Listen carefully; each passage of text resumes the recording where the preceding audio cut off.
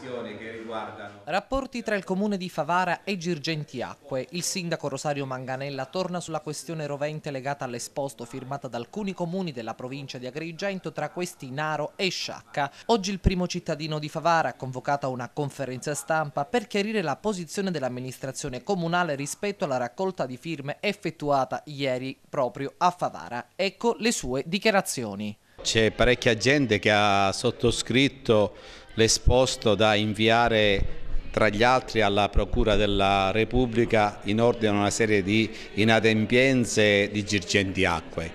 Il Consiglio Comunale si era espresso nelle settimane scorse e in quell'occasione io ho espresso invece la mia opinione, e cioè a dire che il ricorso dal mio punto di vista non andava firmato, almeno da me nella qualità di legale rappresentante dell'ente, in quanto su 13 pagine in cui si parla delle diverse disfunzioni di Girgenti Acque, il nome Favara appare soltanto una volta.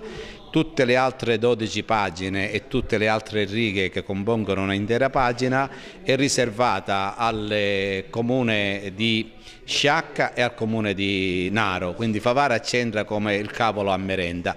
Ma ciò non significa che io condanni l'iniziativa fatta dai cittadini, dai consiglieri comunali che stanno raccogliendo le firme. Per quanto mi riguarda, anche se non condivido l'esposto così come è stato formulato, io ho già avviato la pratica perché l'ufficio legale del mio comune presenti un esposto alla Procura della Repubblica e a tutti gli altri enti in indirizzo che erano iscritti nell'esposto presentato da alcuni consiglieri comunali, perché Favara possa raccontare i propri fatti e chiedere alle autorità competenti gli interventi necessari.